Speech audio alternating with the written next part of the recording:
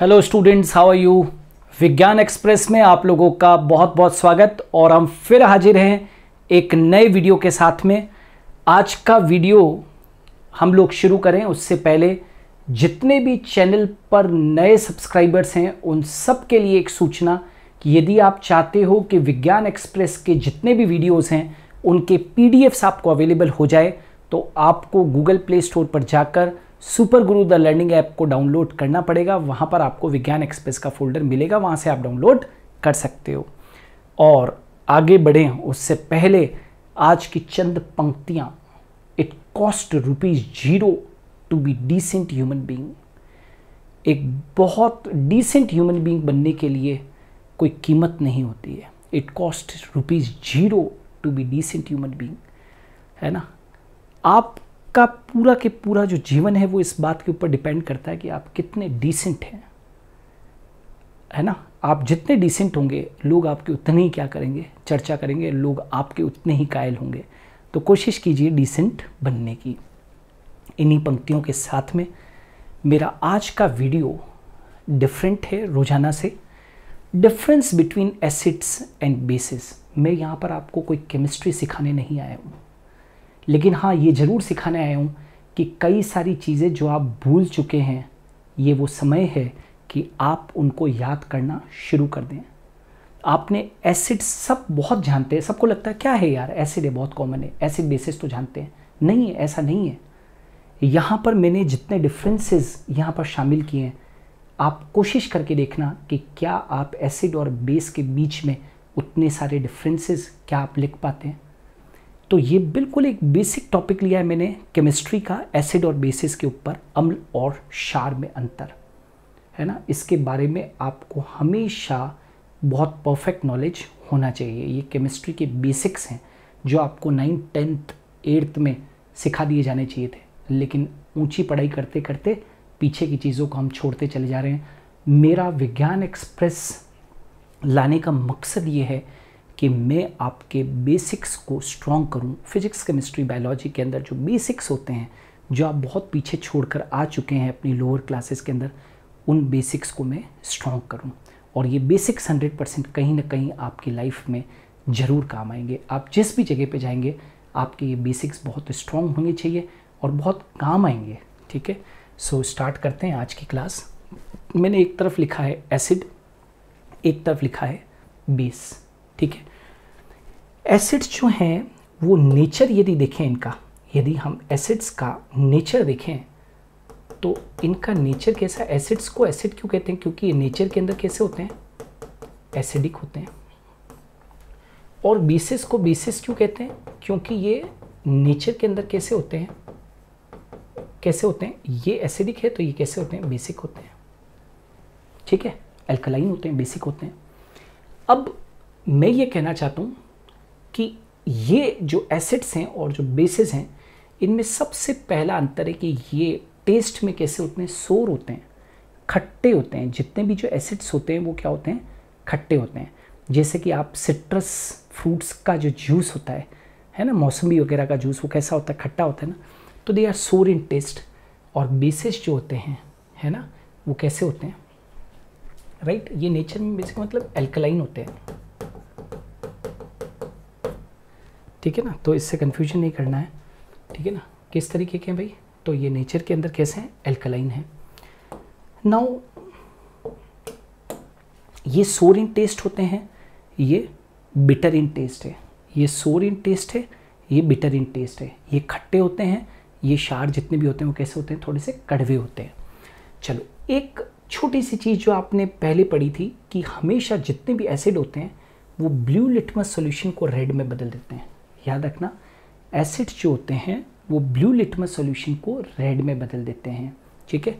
और बेसिस जो होते हैं वो रेड लिटमस सॉल्यूशन को ब्लू में बदल देते हैं। सिंपल सी बात है, एसिड जो होते हैं वो ब्लू लिटमस सॉल्यूशन को रेड में बदल देते हैं और बेसिस जो होते हैं वो रेड लिटमस सॉल्यूशन को ब्लू में बदल देते हैं। बिल्कुल अपोजिट है ना। और ये सबसे बढ़िया तरीका है इस बात को जानने का कि वो दिया गया एसिड है या बेस है। Now acids are able to increase H+ ion concentration in an aqueous solution.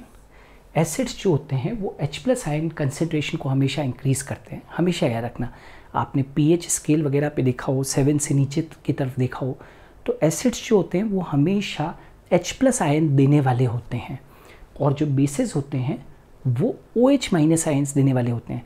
तो मतलब एसिड्स जो होते हैं वो H+ आयन्स को इंक्रीज़ करते हैं एक्वस सॉल्यूशन के अंदर, H+ आयन कंसेंट्रेशन को इंक्रीज़ करते हैं एक्वस सॉल्यूशन के अंदर, और बेसिस जो होते हैं वो इंक्रीज़ करते हैं OH- आयन्स के कंसेंट्रेशन को किसके अंदर, एक्वस सॉल्यूशन के अंदर। मतलब ये H+ आयन देने वाले होते हैं एसिड्स, और ये OH- आयन्स देने वाले होते हैं। Now they give red colour with methyl orange. Methyl orange जो है वो एक सिंथेटिक इंडिकेटर है। इंडिकेटर्स तो जानते हो ना, सूचक दो तरीके के होते हैं, एक तो होते हैं सिंथेटिक और एक होते हैं नेचुरल इंडिकेटर्स। तो जो मिथाइल ऑरेंज है वो एक सिंथेटिक इंडिकेटर है, और याद रखना they give red colour with methyl orange. जितने भी एसिड्स होते हैं वो मिथाइल ऑरेंज के साथ में क्या कलर देते हैं, रेड कलर देते हैं जब टेस्ट किया जाता है तब। और जितने भी बेसेस होते हैं वो मिथाइल ऑरेंज के साथ में कौन सा कलर देते हैं, येलो कलर देते हैं। तो ये तो कौन सा कलर देते हैं, रेड कलर।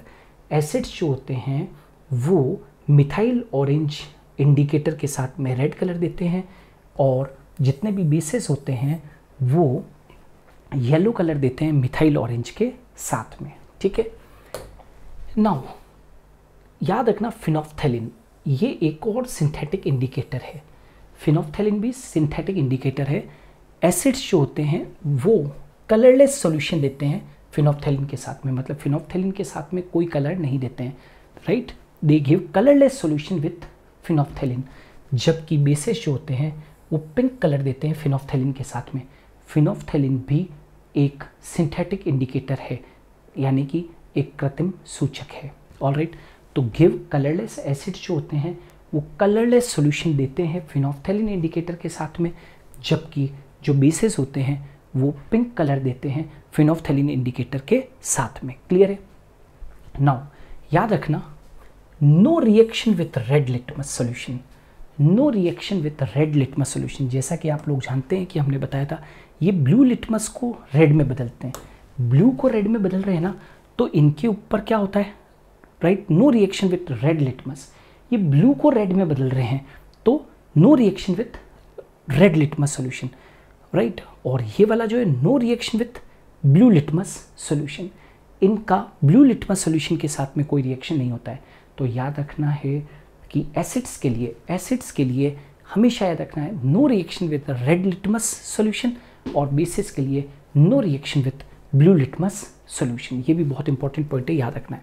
अच्छा, पीएच वैल्यू जो होती है एसिड की वो <7 होती है। पीएच स्केल में सब ने देखा हुआ है 7 से जो कम होती है वो क्या होती है, एसिडिक पीएच होती है, और 7 से अबव होती है वो एल्कलाइन पीएच होती है। तो जितने भी एसिड्स होते हैं उनकी पीएच <7 होती है, और जितने भी बेसेस होते हैं, राइट, उनकी पीएच 7 से ज़्यादा होती है, एल्कलाइन पीएच होती है। तो पीएच यहाँ पर <7 है, यहाँ पर <7 है। दूसरा, एक एसिड्स का बहुत बड़ा कैरेक्टर होता है कि दे आर नॉट सोपी टू टच, मतलब इनको टच करने पर ये ऐसे सोप जैसे दिखाई नहीं देते हैं, सोप जैसे नहीं होते हैं। जबकि यदि आप इनको, जितने भी बेसेस हैं उनको आप फिंगर टिप के ऊपर लेकर आप ऐसे करोगे तो ऐसा लगेगा साबुन की तरह, है ना, जैसे कि आपने हैंड वॉश हाथ में लिया हो और कैसे आप फिंगर के ऊपर रब करते हैं तो सोपी अपीयरेंस देते हैं, वैसे सोपी टू टच होते हैं। तो बेसेस जो होते हैं दे आर सोपी टू टच, बट एसिड्स जो होते हैं वो कभी भी दे आर नॉट सोपी टू टच, मतलब ये सोप जैसे नहीं होते, टच करने पर ये सोप जैसे नहीं होते हैं। बेसेस जो होते हैं वो टच करने पर सोप जैसे नजर आते हैं। ठीक है, acids do not change the colour of the turmeric indicator. Acids जो होते हैं वो कभी भी टर्मरिक इंडिकेटर का कलर चेंज नहीं, acids do not change the colour of the turmeric indicator. Turmeric indicator जो होता है, ये टर्मरिक इंडिकेटर है वो एक नेचुरल इंडिकेटर है, ये एक नेचुरल इंडिकेटर है। टर्मरिक इंडिकेटर जानते हो कैसे बनाया जाता है?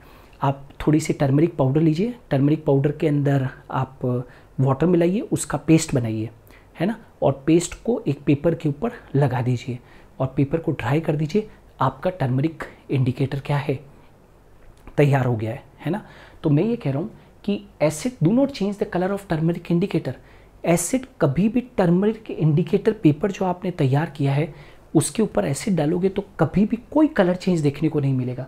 लेकिन बेसिस जो होते हैं वो turn the colour of the turmeric indicator तो रेड।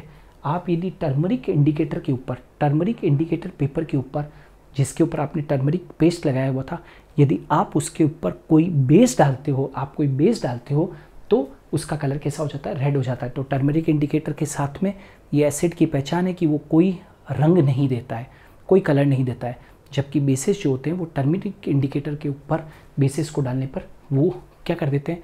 वो टर्मरिक इंडिकेटर को चेंज कर देते हैं। Basis turn the colour of the turmeric indicator, जो येलो था उसकी जगह पर उसको क्या कर देते हैं? रेड कर देते हैं। इसी तरीके से चाइना रोज इंडिकेटर, ये भी आपने पढ़ा होगा। चाइना रोज इंडिकेटर भी एक नेचुरल इंडिकेटर है। चाइना रोज इंडिकेटर भी क्या है? नेचुरल इंडिकेटर है। चाइना रोज तो सभी जानते हो, गुड़हल। तो चाइना रोज की जो पेटल्स होती है उनको लीजिए, चाइना रोज की पेटल्स को एक टेस्ट ट्यूब में लीजिए और पानी डालने के बाद में उसको गर्म कीजिए। Are you getting? तो फिर उसके बाद में पत्तियों को तो बाहर निकाल दीजिए, पेटल्स को बाहर निकाल दीजिए। तो जो वाटर का जो कलर होता है वो क्या होता है? पिंक हो जाता है। वाटर का कलर क्या हो जाता है? पिंक हो जाता है। तो इस तरीके से आपका चाइना रोज इंडिकेटर तैयार होता है। लाइट पिंक होता है, चाइना रोज इंडिकेटर तैयार है।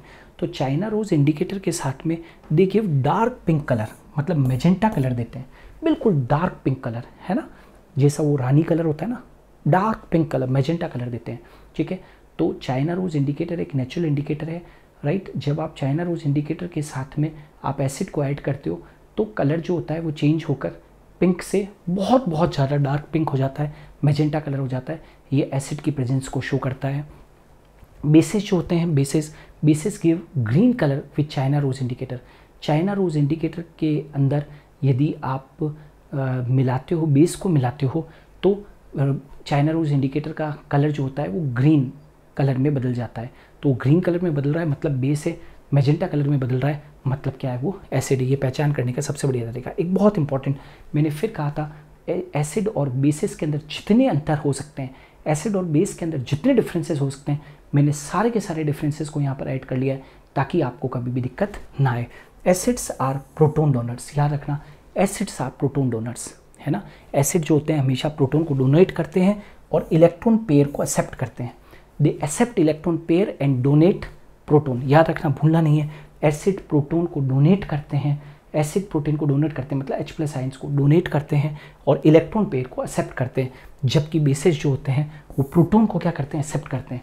वो प्रोटोन को एक्सेप्ट करते हैं और इलेक्ट्रॉन पेयर को क्या करते हैं? डोनेट करते हैं। मैं फिर से बोल रहा हूँ, एसिड जो होते हैं वो प्रोटोन डोनर होते हैं और इलेक्ट्रॉन पेयर एक्सेप्टर होते हैं। बेसिस जो होते हैं वो प्रोटोन एक्सेप्टर होते हैं और इलेक्ट्रॉन पेयर क्या होते हैं? डोनर्स होते हैं। ये भी ध्यान रखिए। एग्जाम्पल्स, हाइड्रोक्लोरिक एसिड, सब लोग जानते हो ना, HCl हाइड्रोक्लोरिक एसिड, है ना। नाइट्रिक एसिड, ठीक है, HNO3, सल्फ्यूरिक एसिड H2SO4, ठीक है, फॉस्फोरिक एसिड H3PO4, सब लोग जानते हो कि नहीं जानते हो? ठीक है ना। तो ये तो सिंपल फार्मूलाज, एम्पेरिकल फार्मूला सब जानते हो। और यहाँ पर मतलब मैंने एसिड्स के कुछ एग्जाम्पल दिए, बहुत सारे एसिड्स होते हैं। यहाँ पर बेसिस के कुछ एग्जाम्पल दिए, जैसे कि मैग्नीशियम हाइड्रोक्साइड MgOH2, ठीक है, ammonium hydroxide, calcium hydroxide, sodium hydroxide, potassium hydroxide, etcetera etcetera, बहुत सारे। अब ज़्यादातर एसिड्स, है ना, मोस्ट एसिड्स, यहाँ पर मैं ब्रैकेट में क्लियर कर देता हूँ, मोस्ट एसिड्स, ज़्यादातर एसिड्स जो होते हैं वो स्टार्ट होते हैं H से, जैसे hydrochloric acid HCl, nitric acid HNO3, sulphuric acid H2SO4, phosphoric acid H3PO4।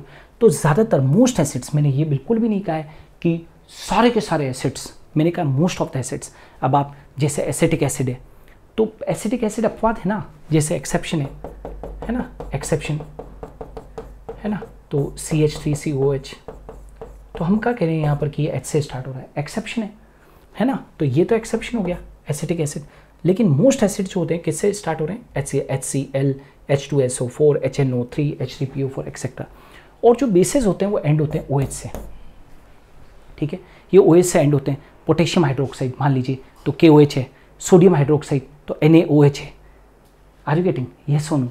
तो बेसिस एंड होते हैं OH से, OH ग्रुप के साथ में। एसिड शुरुआत होती है H से, और याद रखना इनकी जो स्मेल होती है वो फ्रीक्वेंटली बर्न्स नोज, मतलब एसिड को आप यदि नाक के पास में ले जाते हैं तो आपकी नाक के अंदर बर्निंग सेंसेशन आपको देखने को मिलेगा कि आपकी नाक में जलन होगी।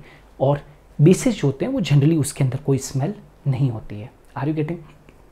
तो ये वीडियो लाने के पीछे मकसद था कि आपकी पुरानी यादों को ताज़ा करना, जो आपने 8th में, 9th में और 10th में पढ़ी थी। मैं फिर बोल रहा हूँ कि आपको पुरानी चीज़ों को छोड़ना नहीं है, अपने बेसिक्स को स्ट्रॉन्ग बनाना है। मैंने ये बीड़ा उठाया है कि विज्ञान एक्सप्रेस में मैं आपको साइंस सिखाने नहीं आया हूँ, मैं तो आपको साइंस के बेसिक्स रोज़ आपके सामने लाकर खड़ा कर दूंगा, ताकि आपको ये कॉन्सेप्ट आप स्ट्रॉन्ग होते जाओ, है ना। कितना, यदि आप सोचिए कि आपने बहुत बीएससी कर ली, एमएससी कर ली और किसी इंटरव्यू के अंदर गए आप, है ना, और वहाँ पर इंटरव्यूअर ने आपको पूछ लिया कि एसिड और बेस के बीच में 10 डिफरेंस बता दो, वहाँ पर ज़्यादातर लोग अटक जाते हैं। मैं बहुत सारे इंटरव्यूज़ लेता हूँ, मुझे मालूम है कि बहुत सारे लोग क्या हो जाते हैं, वहाँ पर अटक जाते हैं। इसलिए अपने बेसिक्स को स्ट्रॉन्ग करना है और यही मकसद है इन टॉपिक्स को लाने का। आज के लिए इतना ही। हम कल फिर हाजिर होंगे एक नए वीडियो के साथ में विज्ञान एक्सप्रेस में। ठीक 11 बजे इंतज़ार कीजिए।